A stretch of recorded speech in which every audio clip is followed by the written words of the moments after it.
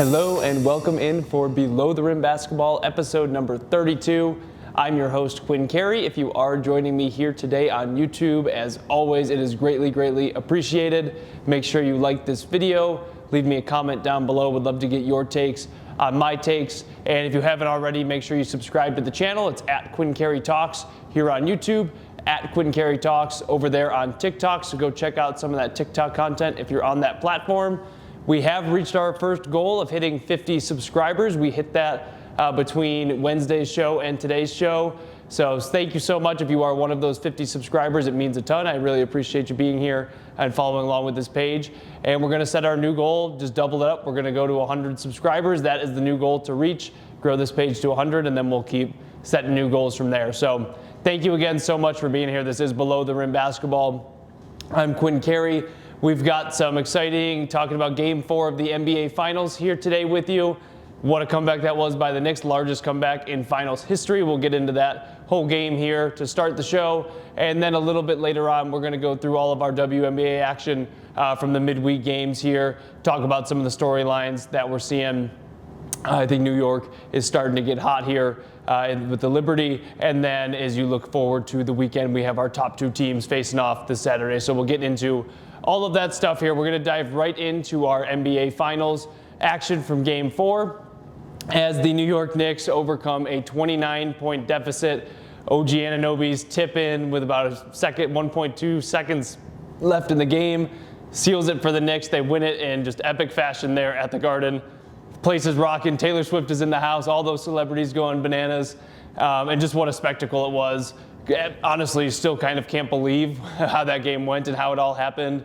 Obviously watched it there Wednesday night, rewatched kind of the condensed highlight version of the game yesterday when I was at home, and then watched the whole second half in its entirety. And just insane how this happened for the Knicks, and just insane how they pulled it off. Unfortunately, really tough for the Spurs. You scored 30 points in the second half, and you're not going to win many NBA playoff games, let alone an NBA Finals game doing that. So really tough look for the Spurs in the second half, but got to give major props, obviously, to New York, because this Knicks team just does not quit. I believe Jalen Brunson in that little post game, I think he said the word to describe this team when the reporter asked him is believe, and that just kind of feels like that's all of New York. They're believing. The Knicks players are believing. They've bought in. They're trusting each other, and they're just not going to quit. And it felt like that was a little bit of the youth of San Antonio showing, where they got up to this huge lead. It kind of felt like they took their foot off the gas, which in a regular season situation, I can see where you do that, because typically you get up 29 in a third quarter in a regular season game. The other team's just going to quit. You got to play the next night or two nights later during the regular season, so there's just no point in trying to expend the energy to maybe come back and fall short in the regular season situations. But obviously here in the NBA Finals, you are playing for the title. You are playing for everything. You got to just leave it all on the line. And it felt like the Spurs kind of let up once they had that 29-point lead and just kind of took their foot off the gas, lost their focus. We're already moved on to Game 5 in San Antonio, thinking that they had won this game. So I think you saw that from the young Spurs team. But New York just is relentless, just keeps coming. Jalen Brunson, I thought, had his best game by far of the series so far. He goes for 36, 5 and 7, 12 of 25 shooting, so much more efficient from the field.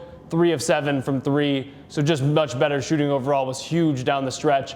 Obviously missed the last long three-pointer that led to OG's tip-in, but hit a couple huge shots leading up to that point, and was just fantastic for him, as he has been in the clutch, including that kind of step in, wrong foot for him, being a left-handed guy, front foot attack of Wemby, and then pull up just rainbow 3 right over top of him with about 2 minutes left to cut the lead to 1. That was huge. And then obviously had a great look on the last shot, was able to bring Wemby all the way outside the paint, which allowed OG to get in there and get a hand on the ball and get that tip in. So that was fantastic for Brunson. Obviously, OG Anunoby was the star of the show, going for 33 points, gave you 4 rebounds, but his efficiency was unbelievable. He goes obviously 10 of 15 from the field, and then obviously the big one for him was the three-point shooting and his ability to knock in 7 three-pointers, 7 out of 9, just lights out shooting from OG. And then obviously that tip in at the end. He's a relentless player on the offense. He's just such a good physical player for them, particularly against a young team like San Antonio, who's big and strong, with those young players and they get aggressive. He is just so good at out-physically them and knowing how to get inside and use his athleticism and all of those things. So I thought OG was fantastic. Obviously, the tip-in is the play that gets talked about now immediately afterwards, but the biggest play in my mind was the play that led to that, where De'Aaron Fox gets the rebound, kind of gets bounced out to him, and instead of just dribbling it out to get fouled, he decides to try to go for two, tries to challenge OG, who's not like a full LeBron chase down junk, but he's a couple feet behind, got a step or two behind Fox, and Fox just needs to dribble it out, get fouled, you're up one, and then you can go to the line and ice the game, or at least put you up three where you know you're going to overtime, even if the Knicks hit a three on the next possession. And instead he tries to attack the rim, and OG comes and just swallows it up and blocks it, and then they come down. They call it was actually kind of a weird with Alvarado. Maybe he went over and back, but they call the foul. They get kind of that mini timeout, come out, draw up their play, and they get OG on the tip. So just craziness. Again, I feel still that just kind of like this game was just all over the map, just unbelievable. But for the Knicks, one of the things that I thought too was that Karl-Anthony Towns played really, really well in this game. Despite his stat line, it was not huge, but he tips the inbounds pass on that final possession for the Spurs after the OG tip-in. There's instant replay now that you can see that he gets a finger on the ball and tips it, kind of derails its path. Wemby's unable to get it, and then where the ball ends up falling, Stephon Castle just can't ever really get a hand on it, and so the time just expires. So I thought that was obviously huge play from Cat to get a hand on that. He's been great on the defensive end, which I was not necessarily anticipating coming into this series. I think he's been awesome on the defensive end and rebounding. And then he gives you 13 and 10, but he shoots 4 of 5 from the field. Doesn't take that many shots. He's efficient, again, with that offense running through him. A lot of the times with the way Mike Brown has been playing it with those guys, he has to just be efficient and deliver the ball. And then he's a plus 17 in this game, which is just the best on the team for the Knicks. And again, just didn't have that great statistical game, but provided a ton of value for the Knicks. We'll talk about him a little bit more in that role here towards the end of this segment.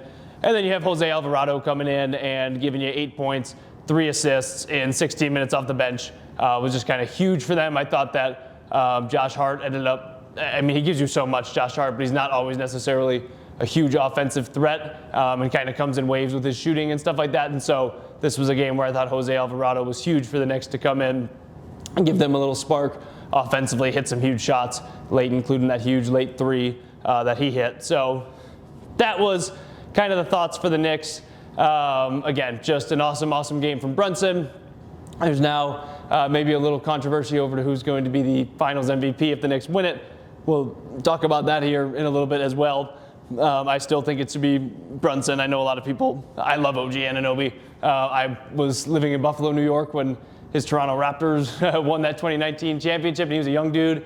And me and my cousins and brothers used to drive up to Toronto to go watch all those games, and we loved OG ever since then. Love watching him now.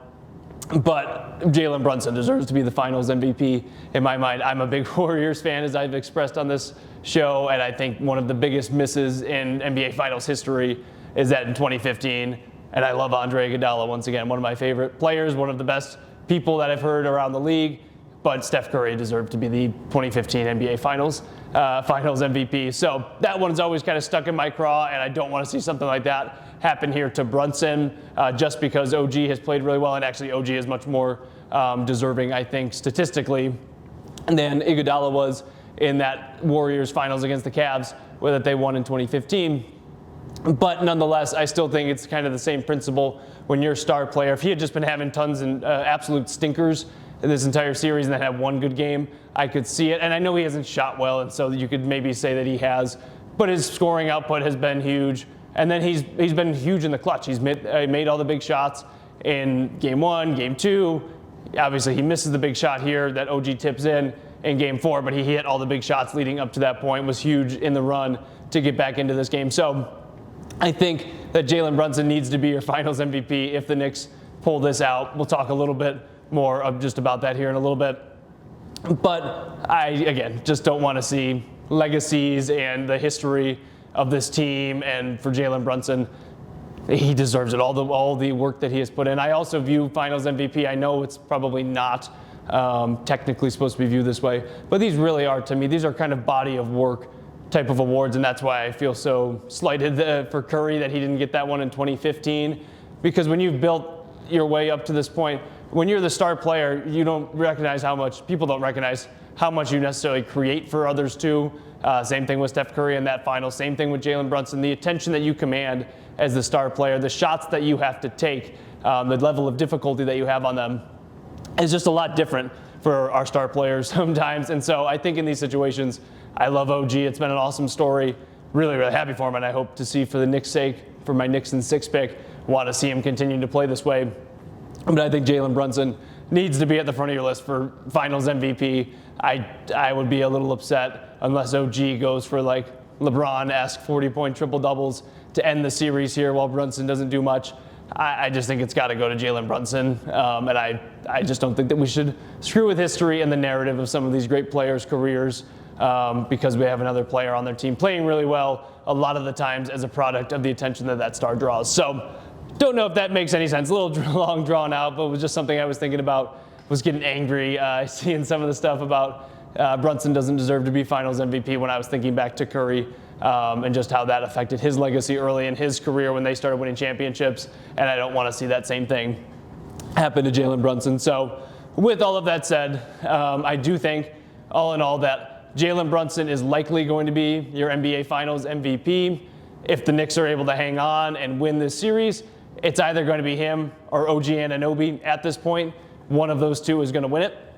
But I just don't think that we're giving Karl Anthony Towns enough credit for what he's done for the Knicks here in this series.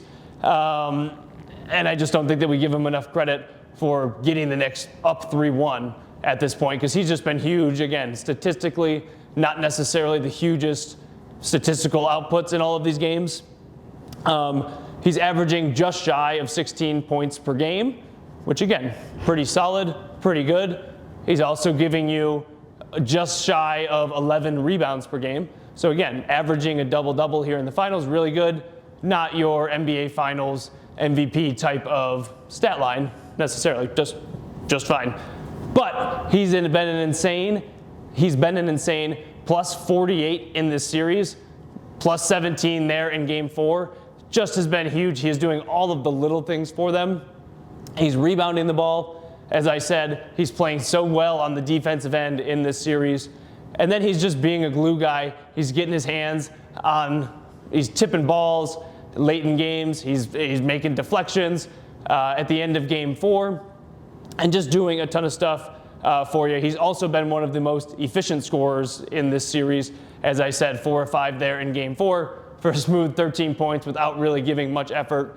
And since the Knicks have been on this crazy run here in the playoffs, a lot of the offense has ran through Karl Anthony Towns, and he's kind of been the straw that stirs the drink. He's kind of been the engine for this Knicks team a lot of this run, and he just continues to do all of the very small little things. He continues to do all of the dirty work for this Knicks team, including there in game 4, getting his hand on that tip ball at the end, kind of breaks up that last play. And so, again, and I think deservedly so, but Jalen Brunson or OG Anunoby are almost assuredly are likely going to be your NBA Finals MVP, but that we cannot overshadow, we can't stress enough how much Cat has meant to this Knicks team and how valuable he has been in this Knicks postseason run so far and here in the finals. So just wanted to give a shout out to Cat. I think he has been really, really good. And again, just this whole Knicks team, they're just more experienced. I think they are recognizing, it feels to me like these guys are just recognizing like, this is our moment. I talked about it the other day on Wednesday, where you don't know when you get back to an NBA Finals. Last time the Knicks were here was 27 years ago. I was a 2-year-old child when the Knicks were last in the NBA Finals. A lot of these guys on the team weren't even born yet, or just like me, were really young little toddlers or kids at the time. So you just never know when you're going to get back in sports in general, injuries, all these things. Contracts, like I've already seen stories that is Cat leaving like because of contract issues and things like that. So who knows what this team looks like next year. I think they recognize that we have to capitalize and take advantage of this moment and win the championship and play as well as we can. So that's what we got for the Knicks. For the Spurs, similar to Cleveland, I don't really know where you go from here at this point. Like Cleveland after game 1 of the Eastern Conference Finals, when we have a loss like that, I find it really difficult to be like, where do you go from here? But the positives for them is that Wemby still gives you 24, 13, and 3, and he didn't play well. He had a horrible second half. Looked like he was a little afraid of the moment at times there. And Dylan Harper has been fantastic. And then Devin Vassell gave you good minutes. And Stephon Castle, who struggled in this one, is just kind of a dog, and he gives you a great effort night in and night out. So there are a lot of positives to go with. You're just a young team. Mitch Johnson, I wish he would have called some more timeouts in that run. I wish he would have maybe drawn up some different looks out of the timeouts that they were getting to get Wemby and some of his guys in a better position.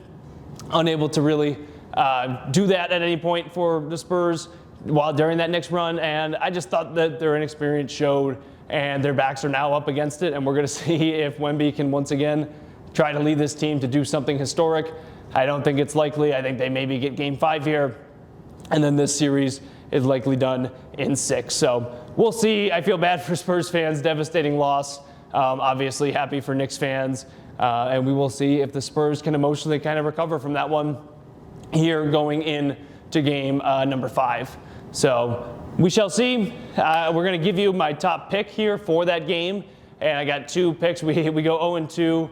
Unfortunately, we took the Knicks minus 1.5 on our show on Wednesday, and the Knicks win the game, come all the way back, and they win by 1. So we don't get the cover there.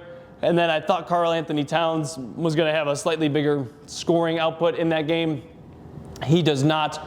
Again, I thought he was fantastic. I was sitting there being like, come on, take a couple more shots, Cat. You're playing great. He does not, but he finishes with 13. So 0-2, an 0 for us in game 3. So we move to 24-19 overall for our NBA playoff top picks. And I've got 2 more for you for Saturday night's game with game 5 over in San Antonio. That's going to be, I'm going to go with the Spurs minus 5.5. Again, I predicted the Knicks in 6. I'm just going to stick with that. I think that the Spurs are going to hopefully be able to show enough. They're at home, kind of rally themselves, make this, again, an interesting series, put some pressure back on New York, having to go home and win a game, and try to obviously force a game 7, but at least put that pressure and the fear of a game 7 potentially being out there on the Knicks. And that's just what I want to see. They could be cooked, to be totally honest. We'll see where they're at mentally, just like Cleveland in game 2 after that game 1 collapse in the Eastern Conference Finals to the same Knicks team. So we'll see where San Antonio's head's at. I'm going to ride with them. Still think the Knicks in 6 are going to get it done, and we're going with the Spurs minus 5, 5.5, depending on what you got. And then I also like Dylan Harper 2+ threes. He hit 3 threes in game 4. That's a plus 127 from what I saw. And I think he'll continue to score it well. I think he'll continue to shoot it well, particularly at home with that home crowd behind him in San Antonio. So our top picks for the NBA are Spurs minus 5.5 and Dylan Harper 2+ threes there in game 5 in San Antonio. So that's what I've got for us for NBA. We will talk on Monday after this game takes place. We may have a new champion in the Knicks, or we may have a really exciting game 6 coming up there at Madison Square Garden. So if you're joining here for NBA stuff, thank you so much for being here. We are going to get into our WNBA show right now. Hello and welcome in. If you are joining here for the NBA portion of today's Below the Rim Basketball episode number 32, thank you so much for being here. I am Quinn Carey. If you're joining on YouTube, as always, it is greatly, greatly appreciated. Make sure you like this video, leave me a comment. Would love to get your takes on my takes here. And if you haven't already, make sure you subscribe to the channel at Quinn Carey Talks here on YouTube, at Quinn Carey Talks over there on TikTok. We did just hit our first goal on the page of getting to 50 subscribers. Not a super lofty goal, but we hit it. I'm pretty excited about it. Thank you guys so much for subscribing, being a part of this page. It means a ton. And we'll continue to try to grow this page, and we're just going to double up that goal. And we are now on the road to 100 subscribers. So thank you guys again, at Quinn Carey Talks here on YouTube, at Quinn Carey Talks on TikTok. And we're going to get right into all of our WNBA action here from the midweek and take a look going into the weekend for us. So we're going to start with the New York and Atlanta game last night. I thought probably most entertaining game, best game of the night, at least on paper going into it. And the New York Liberty have started to really get hot, really play well and gel here. And they have a great second half down in Atlanta on the road. And the Dream, who have been playing really well, have been surging a bit. Struggled 2 nights ago against Chicago, despite getting the win. They go home and face the Liberty, and the Liberty kind of pull away late there in the second half. Breanna Stewart continues to look really good for the New York Liberty. She is starting to play like the MVP player that I predicted at the start of the season.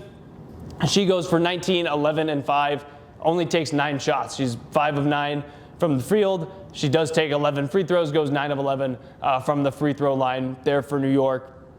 And so Breanna Stewart has been really good. You can tell she's finding her groove. And as I said at the beginning of the season, I think how the way last year went, the way the season ended for the team, the way it went for her individually and statistically, I think that she's coming into the season super motivated. And I think you're starting to see that she is motivated. She wants to prove that she is still one of the best players, if not the best player. Obviously, A'ja Wilson has a lot to say about that in the world for Breanna Stewart. So happy to see her playing like her old self and playing like prime Stewie here. And again, looking like an MVP candidate. Maureen Johannes has been really good for New York. Just hits. I've talked about it here on the show. She hits just insane shots and from insane angles and moving and running. She goes for 17 points, only takes 6 shots, 5 of 6 shooting. So between her and Breanna Stewart, they're 5 of 9 from the field and 5 of 6 from the field. Very, very efficient. And then you have Satou Sabally really starting to play well as well, starting to find her groove, starting to find her shooting stroke. She goes for 19 on 5 of 6 from the three-point line. So she shot it really well from 3 for Sabally there. And they're both really, really good for the Liberty. Both of those 2 players have been great for them. Obviously, you have Jonquel Jones there giving you everything that she gives you in that veteran presence. And then the player that I've been really impressed with is that you have Breanna Stewart. She goes for, well, she hits a half-court buzzer beater at halftime, which was pretty cool. It was a sweet shot. But she also goes for 16, 8, and 5. Again, super efficient on 5 of 8 shooting and 4 of 7 from 3. So as efficient as it gets from a Steer. And I think she's been huge. The emergence of her as a rookie has been huge because you've been out without Sabrina Ionescu here for quite some time to start the season. New York is starting to figure it out offensively. They go 30 points in the second quarter, 29 in the third quarter, and use that kind of middle of the game to just really pull away and build that about 15-point lead that they kind of held for most of the second half. And then defensively, they're playing really well. Obviously, Stewie's length and all of those defenders, they're long, they're athletic, and they make it difficult for opposing teams. I thought that Angel Reese played really well in this one for Atlanta. We'll talk about her here in a second. Ryan Howard, Alicia Gray had pretty solid games, but there was just moments where everyone was kind of struggling to get good looks and consistently good looks. And then the biggest thing is that they were just shutting down everybody else. And so, okay, we're going to make you hit shots over us with hands in your face, and then nobody else except for your main star players are going to get anything. And it worked. They kind of pull away from the Dream late there, and the New York Liberty are now rolling. And again, just as I said, the New York Liberty, they are starting to find their groove after they take down the Atlanta Dream on the road, despite Angel Reese playing really, really well. And they take down the Dream in convincing fashion there on the road. Like I said, Breanna Stewart is playing like the MVP candidate that she is. You have Satou Sabally, who's really starting to play well. She's starting to look like the 3-time All-Star that she is. And then, like I just said, just kind of reiterating myself here, but Maureen Johannes, just a absolutely lethal scorer, lethal shooter for the Liberty. So you have that element to the game. And then, again, the emergence of rookie Breanna Stewart has just been huge, particularly given the absence of Sabrina Ionescu here in the early portion of the season due to injury. She has been huge to step up, kind of fill that scoring gap. She's been a great distributor and great contributor just in general for this Liberty team. And the big thing for the Liberty, I talked about this the other day, win back-to-back games here, ones that they should win. But 7 of their next 9 games for the Liberty are going to be against potential playoff teams and teams that are likely to make the playoffs here this season. So we're going to get a real test. The Liberty are getting hot at the right time, and they're ready to put the league on notice as they go into this really tough stretch of games. Don't be surprised if you see the Liberty win a majority of those games and really start to assert their dominance and show why they are the Vegas title odds favorite, the Vegas favorite to win the championship. So we'll see what happens there. I've been very excited about the Liberty. They are my title prediction from the beginning of the season. And then in this one as well, just to wrap this one up, Angel Reese, once again, was great for Atlanta. As I've said, the haters have been really quiet for her this season because she's been fantastic. She goes for 25, 9, and 3, 11 of 22 shooting. She does go 0 of 4 from 3, so struggling to find the range from deep. Again, that's been an element of her game that she's been much better at this season, but really, really good game from Angel. She was their best player yesterday there. And then you have Ryan Howard. She does go for 24, 4, and 3, 7 of 18 shooting, 5 of 13 from 3, not her most efficient game. But Ryan Howard is now the youngest and fastest player to score 400 career three-point field goals in the WNBA. So that is really cool. She is just a sniper and a sharpshooter. So congratulations to Ryan Howard, one of my favorite players to watch. She is so much fun and just so explosive offensively. And then you have Alicia Gray going for 18 on 7 of 11 field goals. So nothing that I would overreact to if I'm an Atlanta Dream fan. Like we talked about on Wednesday, sometimes in the league and in professional sports, it's going to zigzag. You have a really good game or a big win, and you play a good team at the end of a stretch where you need some rest, or you just don't have it that singular night. So nothing to really look into there for the Dream. I still think they are really, really good, have been really good, obviously, here in the early portion of the season. There we go. All right, then moving on. Also last night, you have the Indiana Fever beating the Chicago Sky. The Chicago Sky do come back late and force overtime, but the Fever are able to hold on. Caitlin Clark and Aaliyah Boston have their best games that they've probably had both this season. Definitely in a big stretch of games. But like I said, the Sky storm all the way back late in the second half. Skylar Diggins with about a second and a half left off the inbounds, gets a pitch back and buries a deep 3 over Caitlin Clark, forces it to overtime. I was worried, and we talked about this with the Mystics game the other day for the Fever. They're up 14 and a half. They let them get all the way back into the game, and then that one almost ends. That one almost goes to the Mystics if Clark doesn't hit a last-second 3 similar to Diggins' shot. So once again, just I don't know why the Fever can't take control of these games and close them out against some of these younger teams that are not going to be at the same level as them later in the season, in theory. So they're just really struggling there, but they're able to pull out the win, which again, that's survive in advance. That's all that matters, is stacking the wins.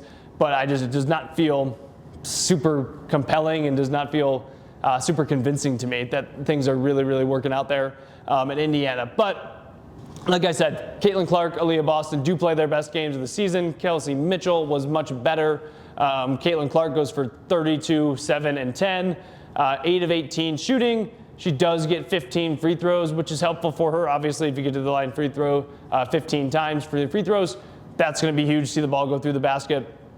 And she's really struggling on her three-point shot, just 1 of 6 here from 3. I know that can come and go at times for her here in the pros. So Caitlin Clark, 32, 7, and 10. Really, really good game. Was great in the overtime. Aaliyah Boston, actually, that was the best player on the team. She goes for 34 and 12 on 13 to 26 shooting, 50% from the field, just straight bucket work, just going at the Sky defenders there and Cardoso and some of those bigs. She also steps out and hits 2 of 5 from 3 for Aaliyah Boston. So I was very impressed with all of that. And then Kelsey Mitchell goes for 19 on 7 of 17. She is still also not shooting it super efficiently. But again, also part of this for Caitlin Clark and Kelsey Mitchell is they're not getting a whole ton offensively. Lexi Hall had a great game yesterday. She poured in double digits. But outside of those starters and those main contributors, they're not getting a ton of scoring. And so this is putting a lot of pressure, both from the media and just from game plan sense, that Kelsey Mitchell and Caitlin Clark have to take a ton of these shots and have to be the ones generating offense, play in, play out. And there just is not enough shot creation on the rest of this roster and around them. So I just think that there's some issues there with this Indy roster. I think we knew that going in. I don't think they probably should have been your 3rd shortest odds to win the title. And I did talk about that here, that was, I just thought, a crazy expectation. Because this team, at moments, they have their moments and they have their stretches. where they are really good offensively. They are really good, but they're just really struggling here. And right now they're struggling. They're winning games, but they're not able to close out teams and put away some teams that are going to be closer to the bottom of the league standings at the end of the year. And again, this is just another game where Indy leads early by double digits and then lets the team crawl back in it. And they give up, what was it? They gave up 39 points in the third quarter to the Sky here. And they gave up 98 in regulation to a team that's averaging under 72 points per game in their last 5 games. So you let them just see the ball go through the hoop. You give them a ton of easy looks, build their confidence. And you have Sydney Taylor for Chicago, the rookie out of Louisville, who I'll be totally honest, was not super familiar with her game and seeing her. She drops 30 points in 20 minutes. How do you let a rookie come in and do that to you? Just tons of issues for the Fever on the defensive end. Don't know how they're going to figure that out, but they need to, and they need to do it quickly because they are just letting people score at will on them. Skylar Diggins goes for 21 in addition to Taylor's 30. So a tough one for the Fever, in my opinion, but again, they are winning, so they're winning these games. It just does not feel like they are really playing well when I watch these. Be interested to see what happens once they hit a stretch of games here where they're playing these playoff caliber and top of the league caliber teams here, because they've been struggling against some of the bottom of the league. So that's what we got for those games last night. Going around the WNBA from both Wednesday and Thursday night. Just to go through, Wednesday we had the Tempo beating the Sun in overtime. Brittany Sykes has been just going off and has been nuclear for the Tempo. She goes for 38 points on 11 of 20 shooting, and they pull out the overtime win. And Kiki Rice, Marina Mabry continue to look really good for Toronto as well. Toronto continues to keep winning, and if, again, we're a long ways off, but if the playoffs started today, they would be in a playoff spot with Toronto, the Toronto Tempo, and Brittany Sykes has a ton to do with that. She is one of the best scorers and has just, honestly, has looked like the best, most explosive scorer, at least from the guard position here this season. So shout out to Brittany Sykes, shout out to the Toronto Tempo. They continue to win and continue to look good. And then also on Wednesday, the Sparks, they're also still not playing great, similar to the Fever. They're somebody that we had high expectations for coming in, and they just haven't been fully gelling. And again, they're winning some of these games, but they're close. They're struggling to really close out teams that they should be handling with some ease given the roster disparities. But they beat the Storm on the road, go up to Seattle and get a win. Kelsey Plum goes for a double-double with 19 points and 11 assists. And then Nneka Agwumike goes for 24 and 9 boards. So they looked really good. Awa Pham scores in double digits again. Dominique Malunga is looking good there for Seattle. So I can't wait to watch Seattle next season and 2 years from now. But right now, just a lot of young players. They are letting them go out there and play and make mistakes. And even with that, the Sparks get the win by about 5 or 6, but just unable to really separate late. Still, Seattle had many moments late in that game where they could have either tied it or made it a really interesting game down the stretch. So both LA and Indiana are teams that I think are just struggling a little bit to really find their identity and figure out who they are, what their play style should be here down the stretch. So you have that. And then last night, Paige Beckers continues her MVP campaign. I told you earlier in the week that if I had to rank my MVP candidates, A'ja Wilson would absolutely be number one, a no-brainer number one right now, leading the league. She had another crazy game last night. And then I would have Paige Beckers 2 with Olivia Miles 3. I think those 2 young guards have been fantastic. But I talked about on Wednesday how Olivia Miles continues her MVP campaign. And then last night, Thursday, I think that Paige Beckers continues her MVP campaign. She goes for 31, 6 and 5, 14 of 20 field goals, and 3 of 5 from 3. Once again, one of the most efficient players that we've ever seen, one of the most efficient players in the league today is Paige Beckers. Was just surgical, was really, really good, and then no surprise, bouncing back after the Minnesota Lynx game. Azzi Fudd, much better in this one. She goes for 17 points, 3 rebounds, and 4 assists on 7 of 14 shooting, so 50% from the field for Azzi. Really efficient output from those two.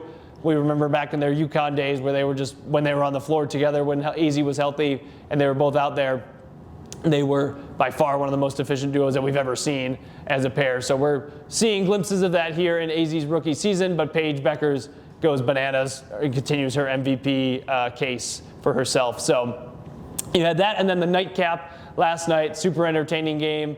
The Aces pull away in the second half from the Portland Fire. They're at Moda Center, but Portland was super feisty, super competitive. They continue. Now they're starting to lose some of these games on the flip side, kind of the reverse of the Indiana Fever, where they're not losing these games, but they are being really competitive and showing really good effort and energy levels and all those things from their team. So you have Chelsea Gray. She was cooking, particularly in the first half. I think she had 18 points in the first half, finishes with 29, 5, and 3. And then A'ja Wilson was having a relatively pedestrian game, had like 12 points at halftime, was perfectly good, perfectly fine. She ends up finishing with 32, 5, and 4, and just dominates on the defensive end as well. So she puts on a show for her first time there playing at the Moda Center up in Portland, and the Aces are able to hang on for that win. So we're going to look ahead real quick before our WNBA top picks to our weekend slate of games. We're just going to go through real quick, give you the highlights. I'll give you my top 3 games of the weekend. With the first one, probably the lowest ranked of the 3 games, if I had to rank them 1 through 3. The tempo at the Mystics is our first game of the day, not my ranked game. You have Kiki Rice versus Lauren Betts and Angela Duglicic there, the UCLA Bruins from last year's national championship in college, all facing off against each other again. That will be a fun Friday game. And then the big one that I'm excited for, my 3rd ranked game of the weekend, you have the Valkyries, Golden State Valkyries, traveling back to Seattle. This will be a Gabby Williams return game. For the second time this season, they played there on opening night and won by 11 points, 91-80 up there in Seattle. But this will be her second coming home game. I just always enjoy those. The fans up there in Seattle, I'm sure, are going to be great to her. They love Gabby Williams, and she was fantastic for them and has been fantastic for the Valkyries. But just super excited for that one. I'm also a Valkyries fan and live out here in the state of Washington, so a little biased on that probably. But that is my 3rd ranked game of the entire weekend for you guys. And then as we look ahead to Saturday, we've got the Fever at the Sun. Another game where the Fever should win that game convincingly. I believe they're already looking ahead. I think they were an 11.5 point spread in that one. So that's a game the Fever should win. That's a game I want to see them go on the road and win in convincing fashion, as we've talked here. And then you have the Sparks at the Mercury. Same thing. I want to see the Sparks go on the road to Phoenix and prove that they're able to get a big win over one of these teams that is slumping, not playing super great, and show that they can win convincingly and feel confident going into a game against one of the better teams in the league. So you have those 2 Saturday, and then the main 2 games that are my 2nd and number 1 ranked games for the weekend for you guys. Unfortunately, I don't know what the WNBA is doing with their scheduling. They put both of these games at 5 and 5:30 here on the West Coast, or 8 and 8:30 on the East Coast. Exact same time as Game 5 of the NBA Finals. Wish they would have figured out how to get those at least at different times, if not the next day on Sunday when there was no NBA Finals games. But nonetheless, we'll have to get a little try box going to watch all of these. But my 2nd ranked game of the weekend is the Wings at Fire. This will be Paige Bueckers' first game going up there to Portland, coming off her 31-point performance. I expect her for the first time in front of the Moda Center fans. I expect her to go off and put on a show. So Portland continues to be competitive. The Wings are playing really, really well, and Paige Bueckers looks like an MVP type of player, definitely a high-level all-star starter at this point in her career. And so I think that is just going to be a super entertaining, fun watch. All those games in Portland are fun because those fans are just into it, and it's a great environment there. And then our number 1 game of the weekend is the Lynx at the Aces, the top 2 teams in the league at 5:30, exact same time as the NBA Finals. Game 5 starts. Don't know why. Regardless, that will be the best game of the weekend. Can't wait to watch that, probably record it and watch it back because it's hard to give attention to 3 games going on at once. But you have the top 2 teams in the league. You have Olivia Miles versus A'ja Wilson, who are 2 of my top 3 MVP candidates so far here in this season. So that's what you got. And then Sunday, you wrap up the weekend with the Mystics at the Liberty and then the Dream at the Tempo. So should be a super exciting, fun weekend of WNBA action. And again, that's what we got. Now we're going to go into our WNBA top picks for you guys. I'm going to pull up a few things because there's no Saturday lines when I was writing my notes yesterday for you guys. But we're going to take a look for our top picks for the WNBA, we do move to 19 and 16. Going back to our Wednesday show, the Sparks win by 5, but they don't cover the 6.5-point spread that we had. And the Liberty do win outright and cover the 1.5. And then the Aces pull away late from the Dream, and they do cover their 8.5-point spread. So we go 2-1 from Wednesday's show. That moves us to 19 and 6 here going into the weekend. So looking ahead, I've got 2 Fridays games for you. I'm going to see, oh yeah, we got some Saturday lines now. So I've got a couple that I already have bookmarked. So we got about 4 picks for you guys here. Tonight on Friday, I'm going to go with the Washington Mystics minus 2.5 at home against the Toronto Tempo. We just watched Washington play really well against Indiana and lose on the Caitlin Clark last-second 3. I think they've started to figure some things out with that young core that they have there in Washington and have really started to play well. Toronto also coming off an overtime game. Obviously, Brittany Sykes going for 38. Going to be hard to replicate a game like that for Toronto. Going on the road after an overtime game, I think this is just a good spot for Washington, who has been playing really well. So I like the Mystics minus 2.5 against the Tempo. And then I love the Valkyries minus 7.5 against the Storm. That Valkyries defense travels. Gabby Williams obviously going to be motivated. Valkyries are going to want to get that win for Gabby Williams going back to Seattle there. And then I just think that this Valkyries team is a nightmare for any team to match up with, but particularly the young teams in our league. I think this is an absolute horrible matchup for the young players of Seattle. The defense is going to be nasty, and like I said, that travels on the road, and they're only going up a quick flight up to Seattle there from Golden State. So I think you're going to take the Valkyries minus 7.5. And then looking ahead tomorrow, I really like the the Wings minus 5.5 at the Portland Fire. That's my first one for Saturday. That will be Saturday's game there in that later evening. I think Paige Beckers, like I said, is going to put on a show. I think we're going to see Portland make this a game, be very competitive, but similar to the Aces game there in Portland last night that we watched. I think the Wings are going to pull away late. Paige Beckers, I think, is going to be special. I think you're going to see AZ Fudd continue to play well and maybe shoot it more similar to how she did last night as opposed to her game 2 games ago against the Lynx. So I like the Wings minus 5.5. And then I think I like the Aces minus 3.5. I know that the Lynx are playing incredibly well. I know that Olivia Miles has been fantastic, but they're going on the road to Las Vegas. No team has been better in the last couple games than the Aces. Asia Wilson, once again, looking like the best player on the planet. Chelsea Gray, Jackie Young, Melissa Smith, and just have a 4-headed attack, honestly, from that offense. Very, very staunch defensively, make it really tough for you.